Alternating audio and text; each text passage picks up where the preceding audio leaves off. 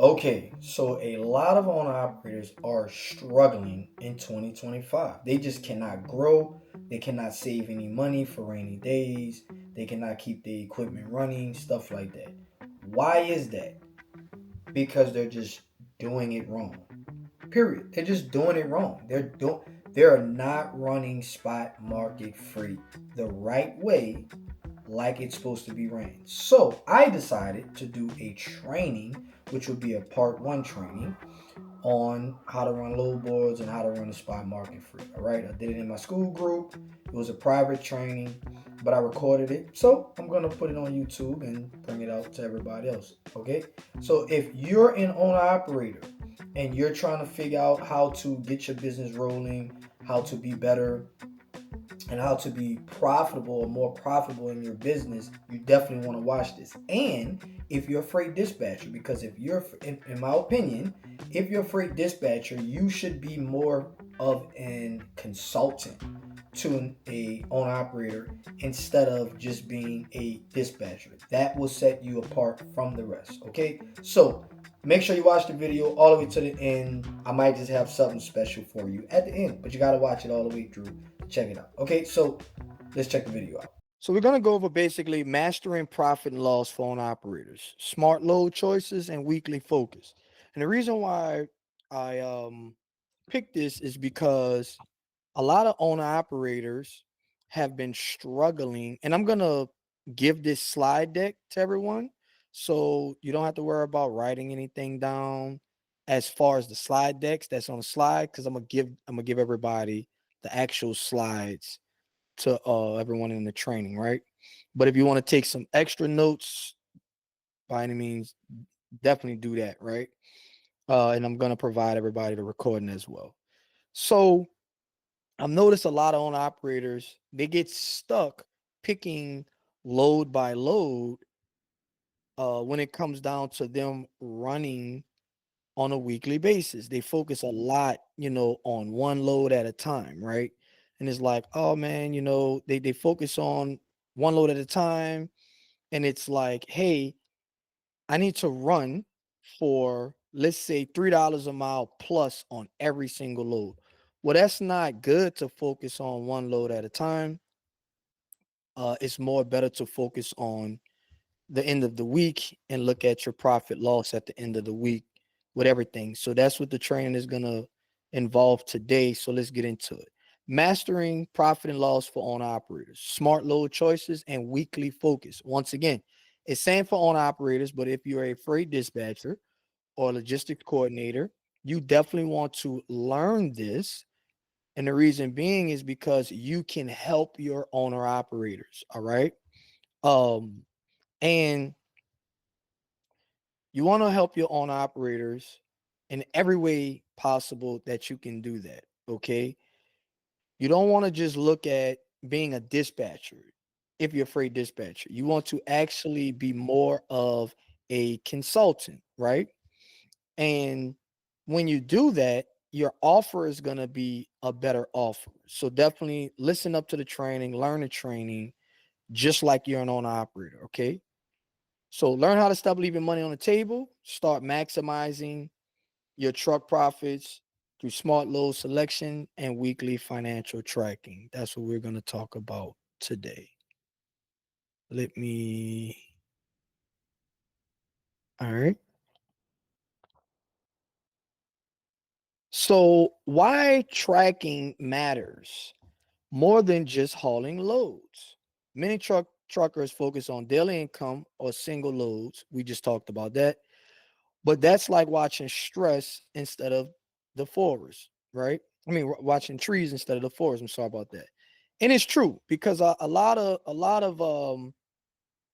truckers they constantly focusing on load by load by load, and it's like if the load doesn't pay $3 a mile, the load doesn't pay 350 a mile or 340 a mile, or $4 a mile or $5 a mile, whatever it is that they wanted to pay, they will like get all nervous and it's like, oh man, the market's bad, or they totally lose their focus for the entire week and they get stressed out a lot, okay? Which is a bad thing to do. right? The weekly profit picture, what you keep after expenses tells the real story of your business health, right? Which is definitely true. A lot of guys that run a load might be $1,200, look good on paper, but at the end of the week, after they ran all loads for the week, they have no profit. They either negative, or their profit is very low, or you know, they're the negative, they're probably very low, or they even broke even, right? Like zero, which is just not good at all. Okay. The spot market and load boards is your freight hunting ground. So listen, whenever when you're running a spot market, your load boards is basically like a marketplace, right?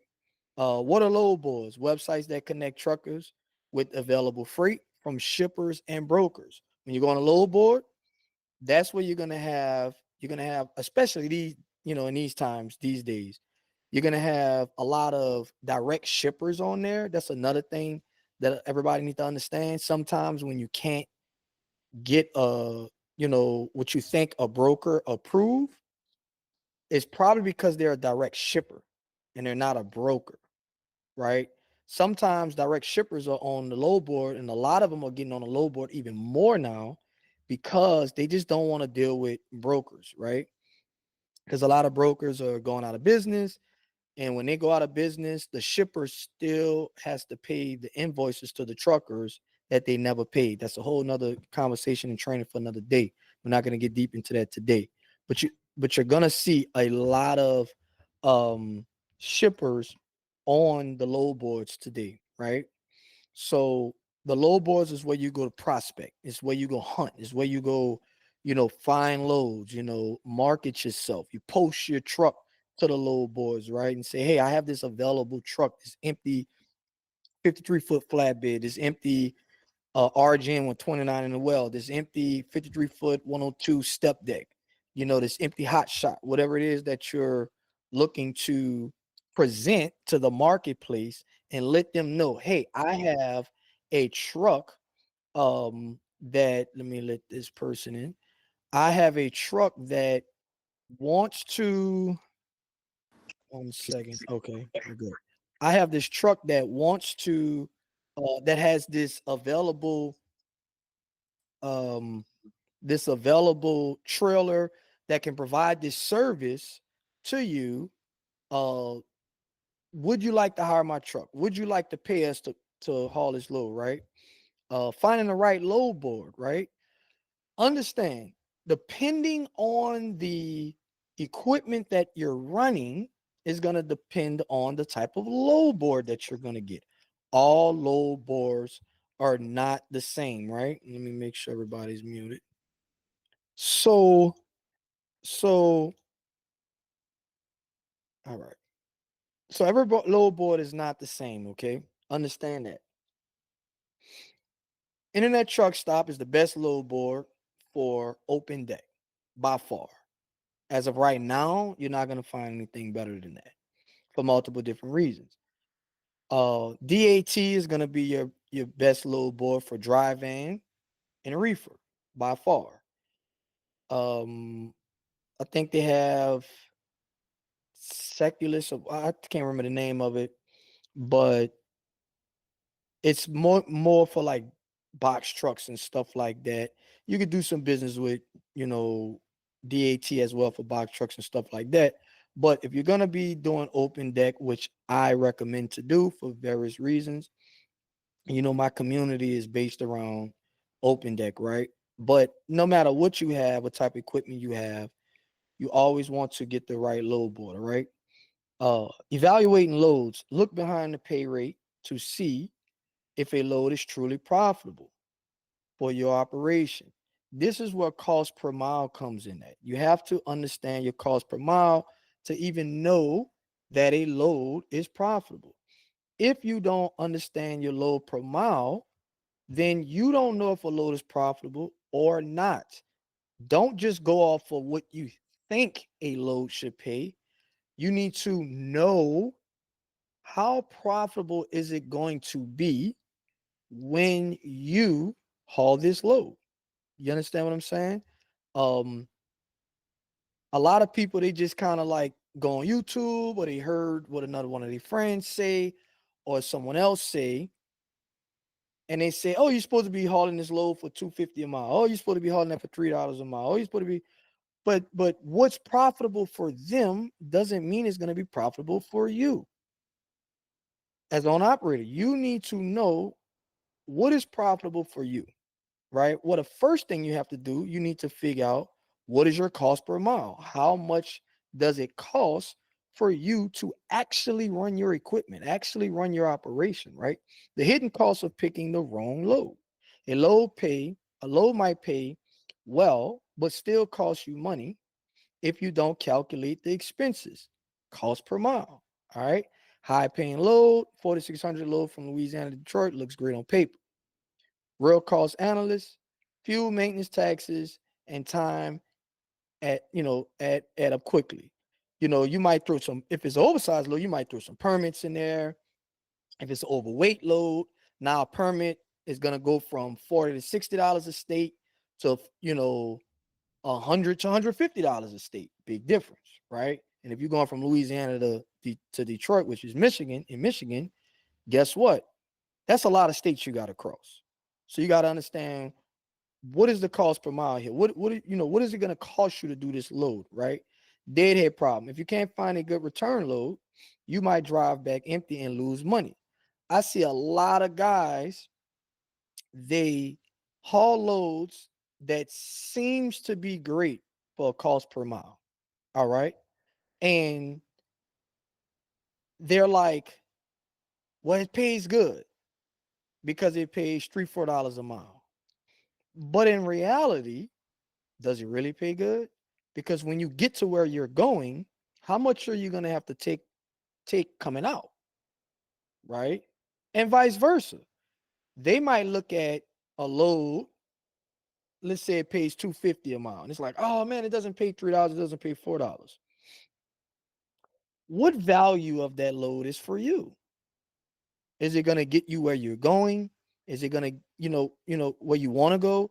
Is it going to get you home for the weekend? Is it going to get you, is it going to get you to a better spot? Stuff like that, right? Warning, high paying load that leaves you stranded in a freight desert with no returns can turn your profit into loss. We just went over that. Weekly expense tracking, your profitability lifeline. If you're in the school community, you know that we have the spreadsheets. And I know a lot of people, they rather do stuff online with an app and stuff like that, which is great, which I'm looking into creating my own app as well. But if you learn how to deal with spreadsheets helps you calculate stuff in your mind as well. And it helps you get good with numbers. So that way, if you just use a calculator, or you can kind of like start calculating stuff in your mind, the more and more you work with spreadsheets. A lot of people don't like spreadsheets because it's more manual labor, or it's, kind of could take a little longer versus a computer or AI or an app or something. And I get it. It could be a little slower, just a little, but I use spreadsheets. I like them. You can get Google Sheets, or you can get Excel, and you can put the app on your phone, right? You don't always have to use the computer for this. You can just put the app on your phone. Google Sheets is free. Excel, maybe you can get for free. I don't know. I have the paid version, but it's an app. Put it on your phone. You click the app, you have your spreadsheet, and all you do, if you have one of our um, spreadsheets from inside the community, you just enter in the information, and it's gonna add it up, and you'll see to the far right, you'll see it adding up, calculating your profits and your gross and all that. All right, so definitely use that. Okay. Fixed costs, pay every week, truck payments, insurance, permit and license, ELD subscription, stuff like that.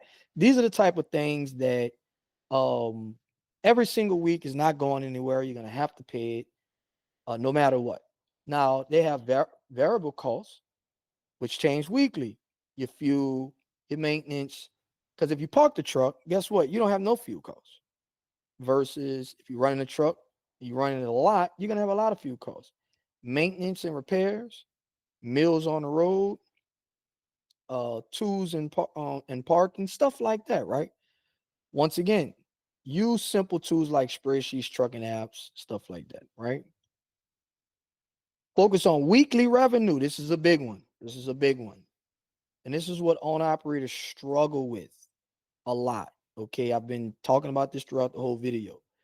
And if you're a freight dispatcher, please help your owner operator with this so they can understand this. This is what's going to separate you as a freight dispatcher from the rest. When you can actually help them be more profitable as a owner operator, not just go on a load board and find a load, right? I'm gonna say that again. These are the things are going to separate you from the rest of all of the other freight dispatchers out there that can only look on a load board and find what they say good paying loads, whether it's a good paying load or not. This is going to separate you from the rest. When you can like actually, help them make profit and analyze a spreadsheet or analyze their business and say, hey, Mr. Such and such or Miss Such and Such, I think we should run different like this.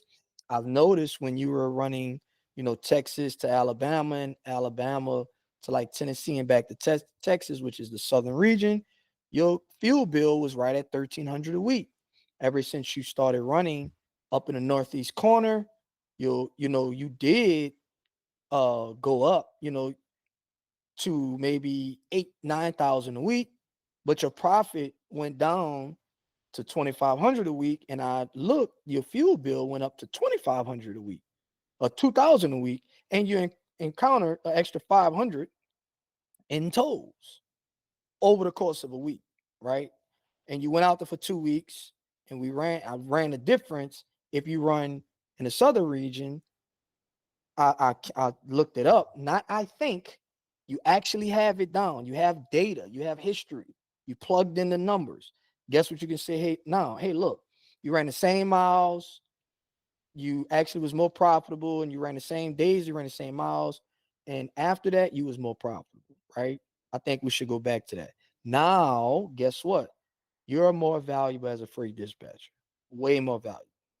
And if you're an operator and you do these things and you keep track of it on your own, guess what?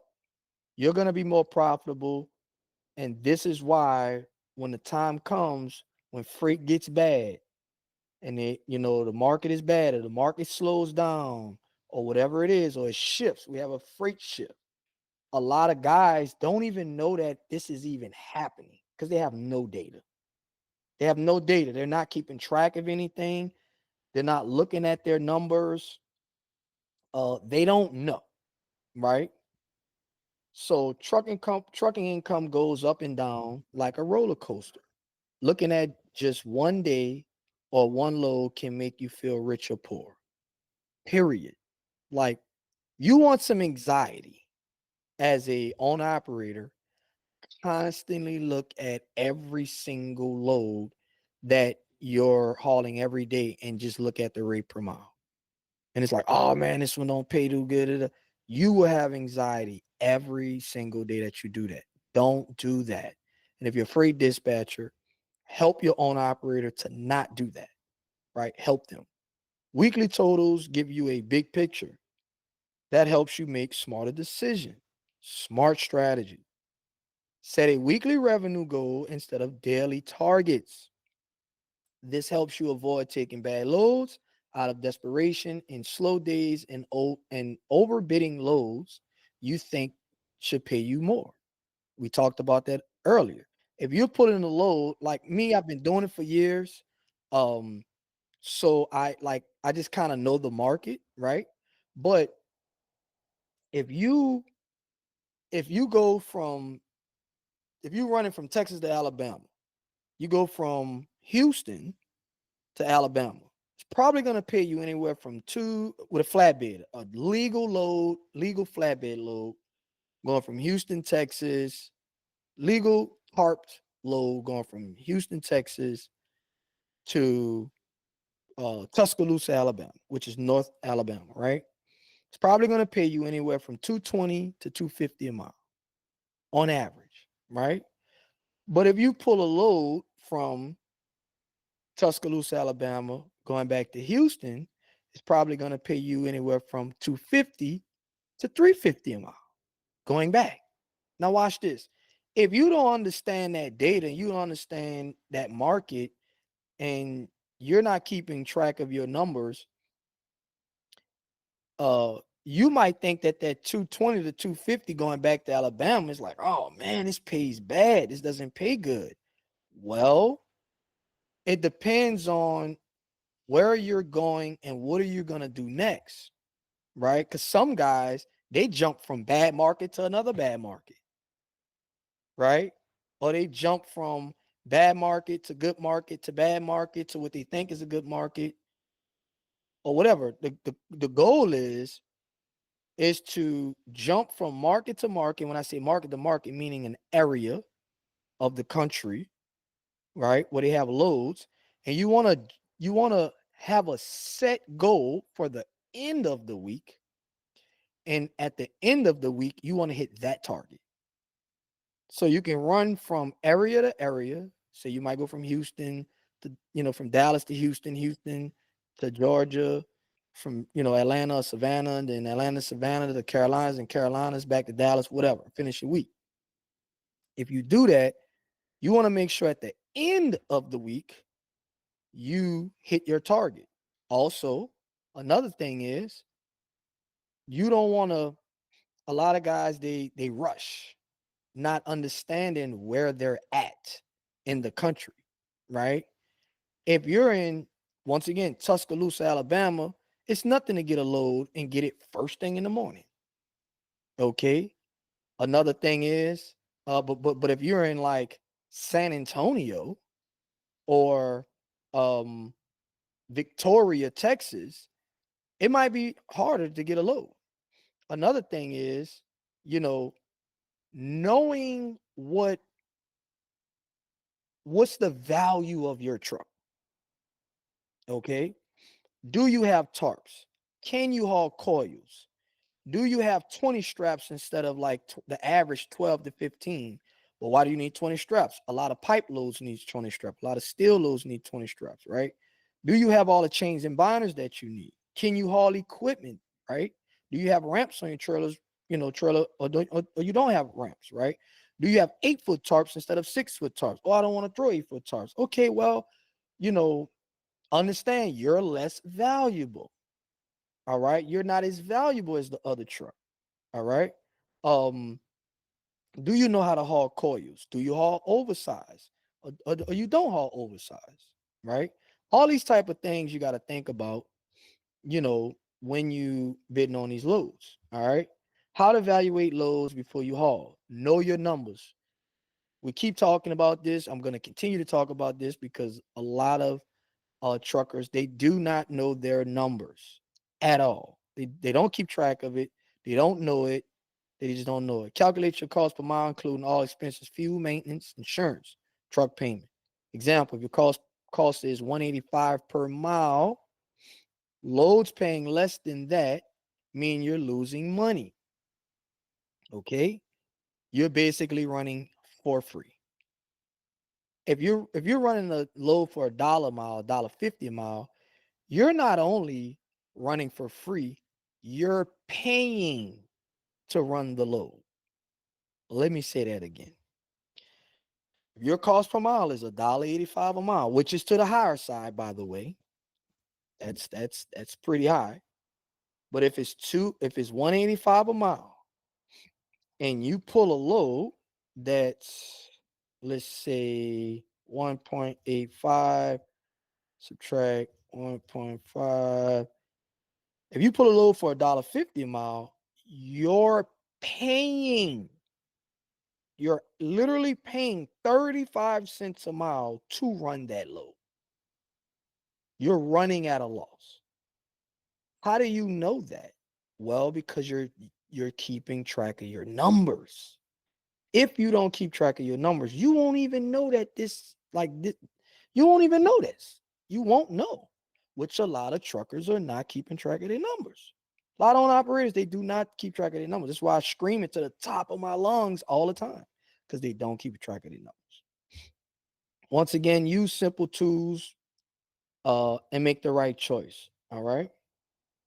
Building relationships behind load boards. The best paying freight often never appears on load boards. It goes to truckers who have built relationships with brokers and shippers. Call brokers regularly, not just when you need a load. Like actually build relationships. Like actually build relationships. Deliver on time every time. Don't just, don't have attitudes, have character about yourself. Don't just be like, oh, well, they'll get the load whenever they get the load. Don't, I understand they call you a lot, which is the next one. Communicate clearly about any issues. I understand they might call you a lot. I know that they, want to call you over the weekend, stuff like that, especially like TQL. They will bug the hell out of you. But, be polite, communicate with them, let them know that their load is safe, that it's going to be on time, and then just request, hey, listen, I'm on my time off. I'm eating dinner, I'm taking a shower, I'm about to get me some sleep, I'm with my family, or whatever it is. I just communicate with you, let you know your load is safe. It will be on time. We're on track. I have my tracking on, or I'm at home. I don't want my tracking on. But understand that, your load will be there. We're good to go. Make sure that they understand that, they respond to you, and that they understand that. And then after that, you let them know, hey, look, I'm going to go have my time because I'm off. So please don't call me. We will talk in the morning or tomorrow, and I'll update you then. Ask for direct shipper contacts when possible. Now, you got to be careful with that one, because if you're an operator and you asking for, you basically, a lot of carrier packets, they'll have like a non-compete. It's not really a thing now as much as it used to be, but understand that they can get you for that. Okay. So be careful with that. If you're an operator, I would say to ask your freight dispatcher to do it for you. Leverage your freight dispatcher, because your freight dispatcher does not work directly for your company. They're a contractor and they're doing business with you. And your freight dispatcher can reach out to them on behalf of. It's a little tricky. It's a little tricky because they don't have a broker license. If they have a broker license, they can do it. If they don't have a broker license, they can't do it. So it's a little tricky. Um, I'm gonna have to do a specific training about that, because I don't want anyone to actually like get in trouble about that. So let's hold off on that. Um, yeah. So anyway, I guess if you're an operator, just make sure that it's not in your contract, your carrier packet, and your rate con, and then you can ask your freight dispatcher who's working with your company to present their self to the shipper on behalf of your company, because they have a contract with you, so they won't get in trouble, right? They won't get in trouble because they don't have a broker's license. All right. Two more slides. Two more slides. Or I guess we can answer that question right quick. What you got? So I was going to say, and thank you for this presentation. It's very helpful. I was going to ask, so in a situation like that, if the carrier, the owner operator, which is technically is contracted with the broker, can they not just ask for a business card for future references? Especially if it's a one-off that, I mean, it's a slippery slope in regards to that, but um, can they not do that? They can communicate. The first thing, you can communicate with whoever you want to communicate about business, right? Um, but the moment that you execute some type of contract, whether it's a whether it's a agreement through an email, or an actual written contract, if you have a non-compete clause in your rate agreement, which is a contract, or your carrier packet, which is a contract, then you're not supposed to compete. And you need to read that thoroughly. I would take it. And if you have any trouble with reading it, upload it to ChatGPT, ask it some questions, say, hey, look, I want to, I'm just have a big clause in it. I want to get some very clear understanding on what's going on with the non-compete. Can you break it down to me in the fifth grade level, basic level, right? And it'll break it down to you so you can have understanding. And then maybe you can keep talking to it and let it know, hey, look, I want to do some direct um shipping with this shipper, blah blah blah blah blah. All right. Once again, most brokers don't have it anymore today, but a lot of them still do. So what I would do is um I would have another entity some type of way, or if they actually have the non-compete. Now, I'm gonna tell you what I've done. First of all, you have to have integrity with all of this. Okay. So you don't want to be stealing your clients. You don't want to do that. All right. And when I say your clients, because the broker is your client, right?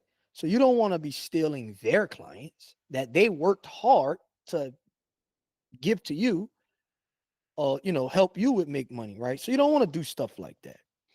But so have integrity with all of this for sure. But understand that, you know, certain situations, sometimes shippers ask you, hey, look, I get like 100 loads. Can you do 2 loads a week for me? And they got 100 loads a week. I don't think the broker is going to be mad at you getting 2 loads a week. Once again, check your contract, double check all that, right? But the best thing to do, and you're not doing what I'm about to say, you're not doing this to go behind your, broker's back and take their business. You're doing this because you need to make money and you're in business too. And all of this is competition based business. It sells. It is what it is.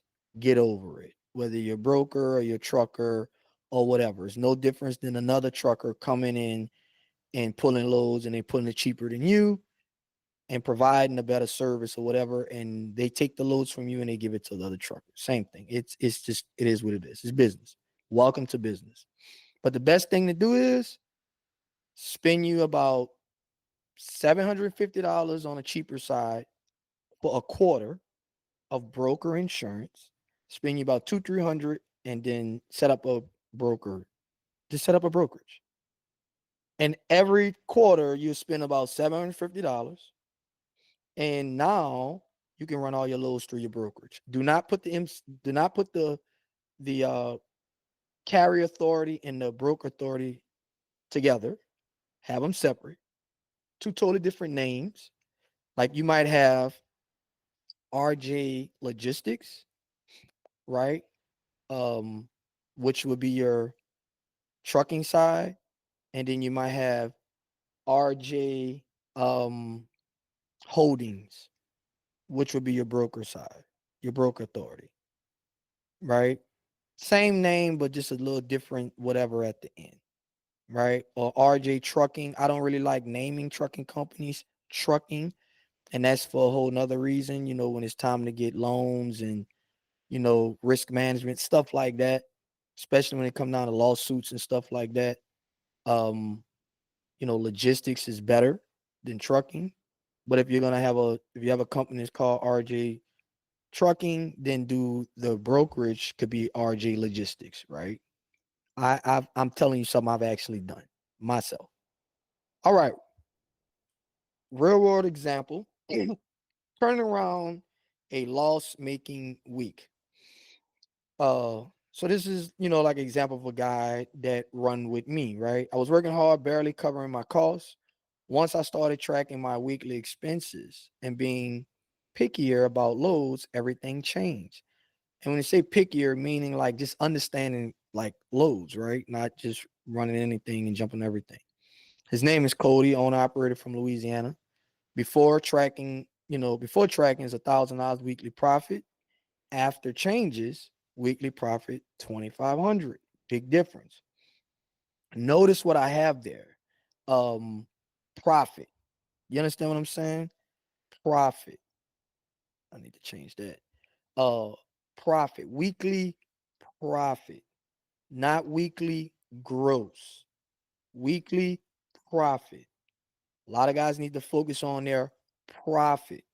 But what happens is they don't even know what their profit is. They might just be adding up, I ran this many loads, I got paid this much, and I spent this much on fuel and like a blown tire. It's bigger than that. It's more than that, right?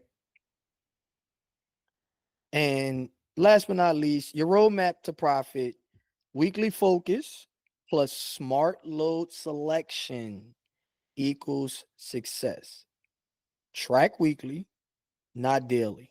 Look at the big picture of profit and loss each week to spot trends and make better decisions.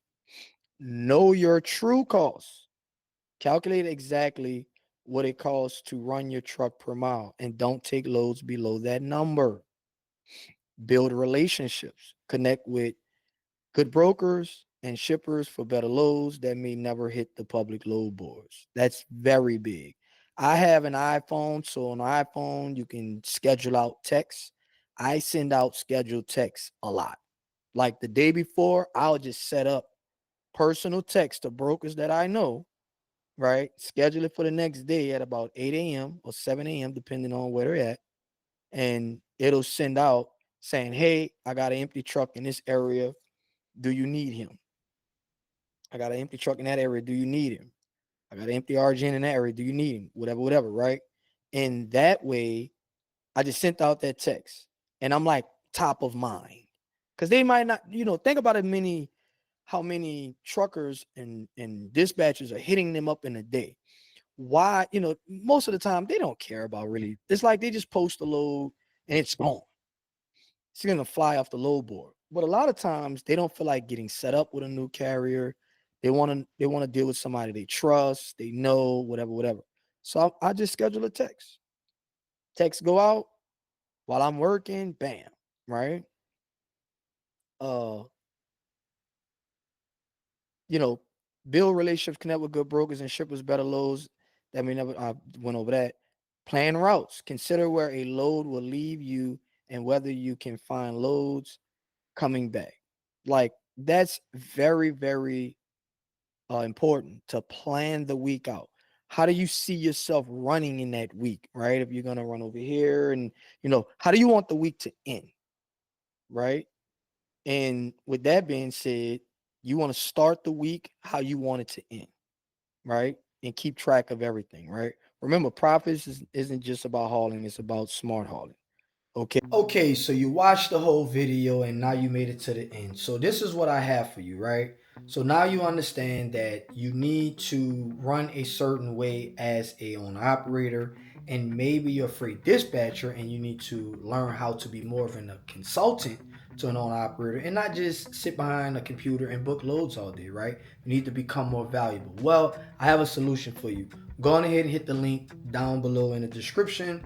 Come jump into my school group. And when you come jump into my school group, guess what? I will give you a free one-on-one call as soon as you come into the group, right? You can book a one-on-one call for me. It'll be totally free. All you have to do is just get into the group. All right. So I will see you inside. Make sure you hit the link below. Come join the group. It's really cheap right now. It doesn't really cost much. It's probably cheaper than a doggone coffee a day or something like that. All right. So I'll see y'all inside. All right. Peace.